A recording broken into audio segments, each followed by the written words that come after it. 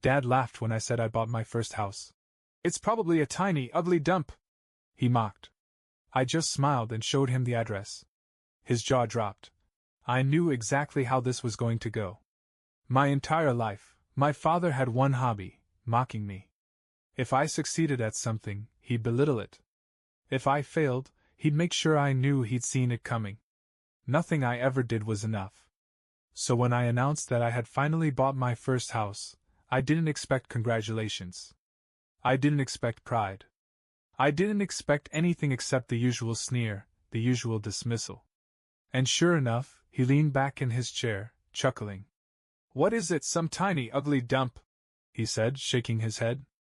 "Let me guess, some rundown shack in the middle of nowhere?" I didn't argue. I didn't defend myself. I just smiled, pulled out an envelope, and slid it across the table. "What's this?" he asked, raising an eyebrow.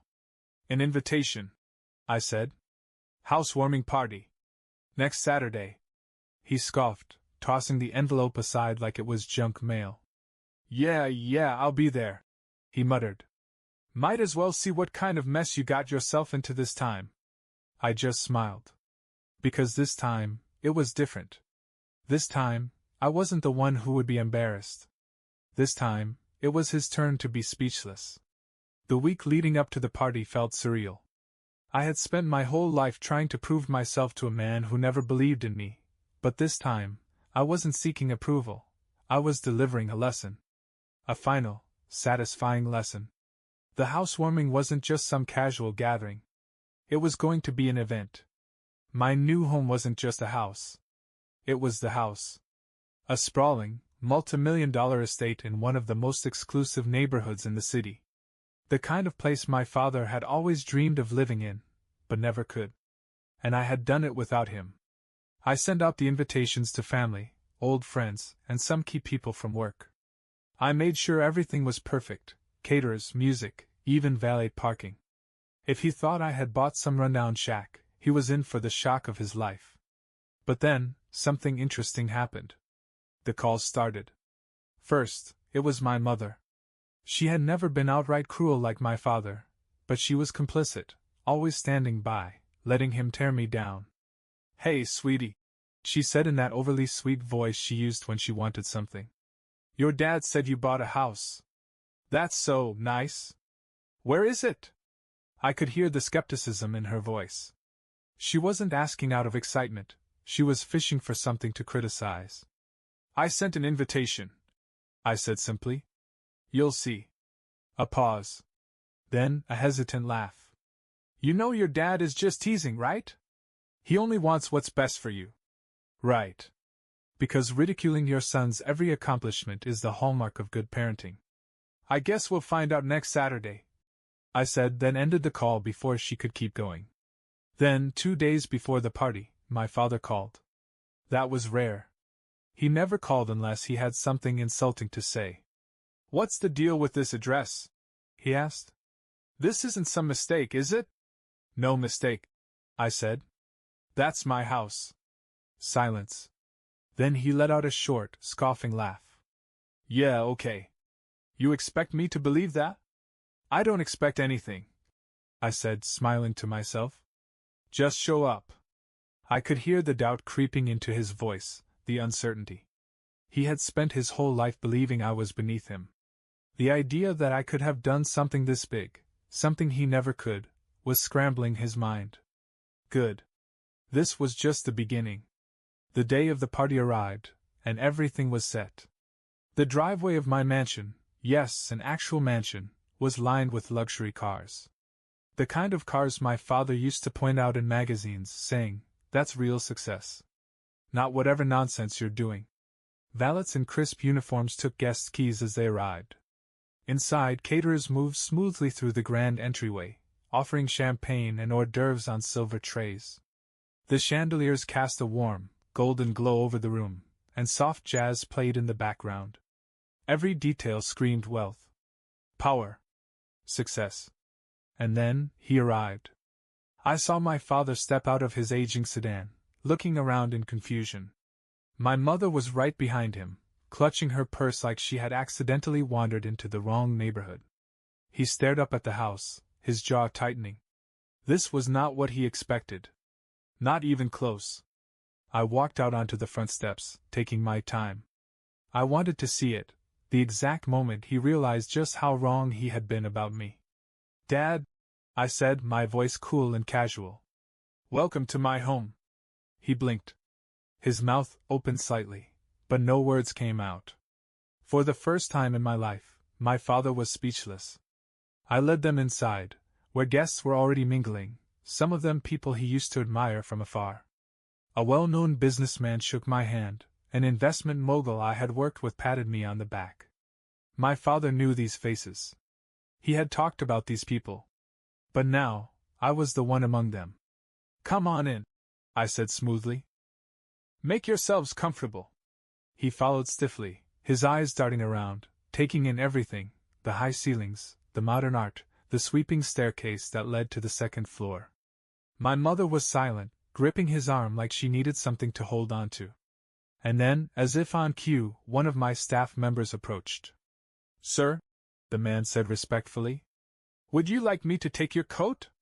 My father turned, completely stunned. "Staff." I had staff. He hesitated, then mutely handed over his coat, his hands slightly unsteady. He still hadn't spoken a word. I had dreamed of this moment. Lived for it. The years of humiliation, the mockery, the dismissive smirks, it had all led to this. And I wasn't done yet. "Let's have a drink," I said, leading them into the lounge. I poured myself a glass of whiskey and gestured for him to sit. He lowered himself into the plush leather chair, still looking dazed. I took the seat across from him, swirling my drink slowly before taking a sip. Then I leaned forward, locking eyes with him. "You always told me I'd be nothing," I said quietly. "You laughed at me. Humiliated me. Made me feel worthless." His face twitched. His fingers clenched against the armrests. "But look around, Dad." I gestured at the house, the guests, the success dripping from every corner of the room. "I built this. Without you. In spite of you." He inhaled sharply, nostrils flaring. But he still didn't speak. Because for the first time in my life, he had nothing to say. And I wasn't finished. I let the silence stretch between us, savoring it. For years he had filled every quiet moment with criticism, every achievement with backhanded remarks. But now, he was just sitting there, gripping the chair like he needed to hold on to something solid. I took another slow sip of my whiskey. "What's wrong, Dad?" I asked, tilting my head. "Not what you were expecting." He swallowed hard. "This," he cleared his throat. "This isn't yours." I smirked. "Oh? You." He shook his head. "You didn't do this on your own." There it was. The last, desperate grasp at control. The idea that I, the son he spent his life mocking, could have achieved all this without him was too much for him to process. I leaned back, letting my glass rest on the table. "Tell yourself whatever you want, but the reality is right in front of you." I gestured around the room. "I built this life. You had nothing to do with it." His face darkened, but before he could say anything, my mother finally spoke.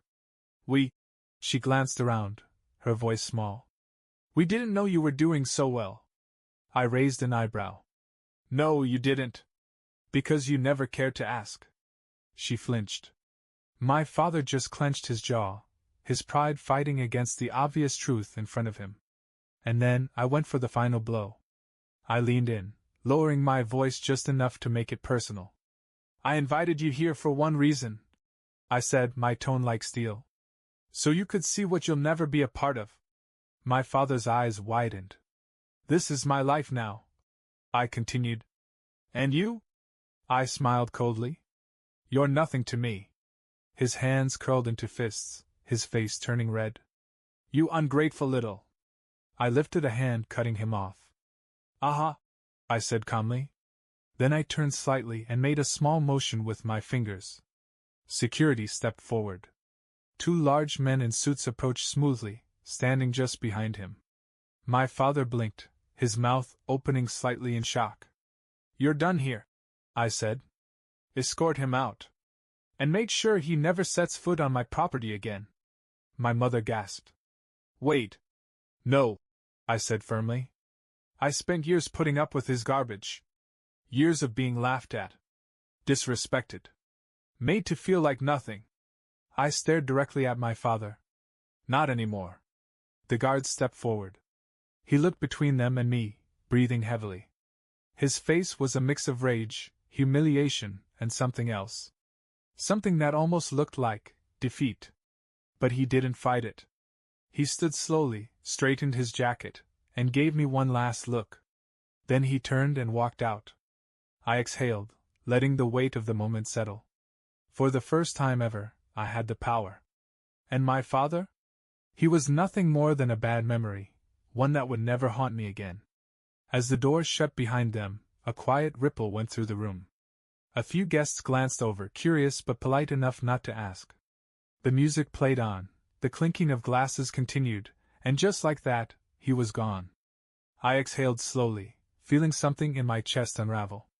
For years I had carried his words, his mockery, his doubts. But now, he was out of my house, out of my life. And for the first time ever, I felt free. I turned back to my guests, plastering on an easy smile. Well, I said, raising my glass. Now that the entertainment is over, let's enjoy the night. A few chuckles, a clink of drinks, and just like that, the celebration continued. But deep down, I knew, this night wasn't just about the party. It was about winning. And I had won. As the night went on, I found myself stepping away from the party, out onto the grand balcony overlooking the city skyline. The air was cool, crisp, carrying the distant hum of life below. Inside, my guests laughed and talked, the warmth of success wrapping around them like a comfortable embrace. But I needed a moment. I leaned against the railing, staring out at the lights. It still didn't feel real. Not just the house, the wealth, or the event, but the silence. For the first time in my life, my father's voice wasn't in my head, whispering doubts, tearing me down. He was gone. For good. I should have felt relief. Victory. And in a way, I did. But there was something else, too, something heavier. Because beneath all the satisfaction, there was a part of me that had once wanted him to be proud. It wasn't just about proving him wrong. A long time ago, before I truly understood who he was, I had wanted him to see my worth. To recognize that I had worked, that I had fought, that I had built something incredible. But tonight made it clear, he never would. And that was his loss. I took a deep breath, letting the thought settle, and then I let it go. I had spent too much of my life chasing validation from someone who never deserved that power over me. Now I was done. I straightened, adjusting my jacket, and took one last look at the city. Then I turned, stepping back inside, where laughter and success awaited me. I had won. And it was time to enjoy it. As I stepped back inside, the atmosphere of the party wrapped around me like a warm embrace. Conversations flowed easily, glasses clinked together in celebration, and people who once doubted me now shook my hand with admiration. This wasn't just a housewarming party, it was a statement. I made my way through the crowd, exchanging pleasantries with colleagues, old friends, and even distant relatives who had barely acknowledged me before tonight. Funny how success had a way of making people pay attention. But there was one person I was looking for. In the far corner of the room, near the grand fireplace, I spotted him, Mr. Langford. A man whose influence in my industry was legendary. He had been one of my father's idols. The kind of man my dad would kill to have a conversation with. And now? He was here, at my housewarming party. I approached, and as soon as he saw me, his face lit up. "There's the man of the hour," he said, extending his hand.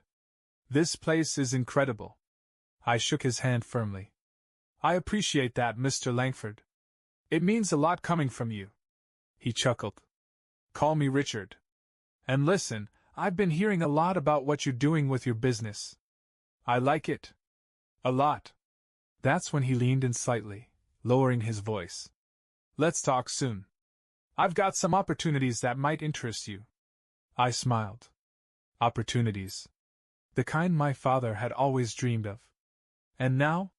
They were being handed to me. I glanced toward the entrance for a split second, remembering the look on my father's face as he left. He had spent his entire life telling me I would never make it. That I wasn't good enough. That I would never amount to anything. And yet here I was. Not only proving him wrong, but thriving beyond his wildest imagination. I turned back to Richard and lifted my glass. "I'd love to talk," I said smoothly. "Let's make it happen." He grinned. "Now that's what I like to hear." As we clinked glasses, I realized something. I had been so focused on getting revenge that I hadn't taken a moment to appreciate something far more important. I wasn't just proving my father wrong. I was building a life so extraordinary that his opinions didn't matter anymore. And for the first time ever, I truly, genuinely didn't care what he thought. Because my future? It was mine, and it was limitless. The party carried on well into the night, but even as I spoke with my guests, laughed with old friends, and discussed business with people who actually respected me, I couldn't shake a feeling deep in my gut. This wasn't over. Not with my father. And I was right. Near midnight, just as the last few guests were heading out, my phone buzzed. I pulled it from my pocket, and there it was. A message from my mother. "Your father isn't okay. He hasn't said a word since we left your house. I've never seen him like this. Call me." I stared at the message, my jaw tightening. This was what he did. Every time I stood up for myself, every time I refused to bow to his expectations, he played this game, turning himself into the victim. He wasn't, not okay, because of what I had done. He was like this because, for the first time in his life, he wasn't the one in control. Still, something in me hesitated. A small, bitter part of me, the part that had once craved his approval, wondered if this was finally it. If maybe, just maybe, this was the moment where he would admit he had been wrong. So I did something I hadn't planned on doing. I called. The line rang once. Twice. Then, my mother's voice, tight and anxious. "Thank God. Your father needs to talk to you." A pause, then the muffled sound of the phone being passed. And then, finally, his voice. "You think you're better than me?" I closed my eyes, exhaling slowly. Of course. Of course, that's what he had to say. No apology. No regret. Just more of the same. I didn't even let him continue. I pulled the phone away from my ear and ended the call. I wasn't doing this anymore. He wasn't my problem. I slipped my phone back into my pocket, walked over to the bar, and poured myself another drink. As I took a slow sip, I glanced around the grand home I had built for myself. This was my life now. And he had no place in it. I stood there for a long time, staring at my phone. The call had lasted all of 15 seconds, but it felt like a lifetime. "You think you're better than me?" That was his response. Not "I'm sorry." Not "I was wrong." Not even congratulations. Just that same tired, bitter resentment. And in that moment, something inside me finally broke free. For years, I had been carrying his voice in my head. Every failure, every setback, every doubt, I could hear him sneering, telling me I wasn't good enough, that I was wasting my time, that I'd never be a real success. But tonight, standing in the middle of my mansion, with everything I had built, I realized something I should have known long ago. He was never my judge. I had spent my life trying to prove him wrong, trying to force him to see my worth. But the truth was, he never would. Not because I wasn't enough, but because he wasn't capable of seeing it. He needed me to fail. Because if I succeeded, if I thrived without him, it meant that all his cruelty, all his belittling, all his years of tearing me down, had been for nothing. And that was something his ego would never allow. I turned my phone over, placed it on the bar, and let out a slow breath. That was it. That was the last time I would ever let him have a place in my mind. A quiet knock on the door pulled me from my thoughts. I turned to see my best friend, Ryan, standing there, a knowing look on his face. "You okay?" he asked. I exhaled sharply, then smiled. A real, genuine smile. Yeah, I said. I think I finally am. He grinned and stepped inside, glancing around the room. You know, he said, grabbing a glass and pouring himself a drink. If I were you, I'd be feeling pretty damn good right now. I smirked. Oh, I do. Ryan raised his glass. Then here's to you, man. To proving every last one of them wrong. I clinked my glass against his, but as I took a sip, I realized something. I wasn't just celebrating proving them wrong. I was celebrating something far more important. I had finally let them go. And that was the real victory. The party had ended. The last guests had left. The house was quiet now, save for the soft crackle of the fireplace, and the faint hum of the city beyond the windows. I stood in the grand living room, looking around at everything I had built. The success. The wealth. The life I had carved out for myself, without my father, without his approval, without his validation. And yet I felt lighter than ever before. Because this wasn't just about proving him wrong anymore. It never really was. I walked through the house slowly, taking it all in. The high ceilings, the polished marble floors, the carefully curated artwork. Everything here had a purpose. A story. A meaning. Because I had built it. Not to impress him. Not to earn his respect. But for me. For the boy he once called a failure. For the young man he never believed in. And most importantly, for the person I had become, stronger, wiser, and free. I picked up my phone one last time, staring at the unread message from my mother. I didn't need to read it. I already knew what it would say. Another excuse. Another plea. Another desperate attempt to make me feel guilty for choosing myself. I pressed down on the screen, hovered over the contact for a second. Then I blocked the number. And just like that, I was done. No more looking back. No more waiting for an apology that would never come. I poured myself one last drink, walked out onto the balcony, and looked over the city, my city. The place where I had built my empire. The place where I had created something greater than he could ever imagine. This was my legacy. And for the first time in my life, it belonged to me. Not him. Just me. And that was all I ever needed.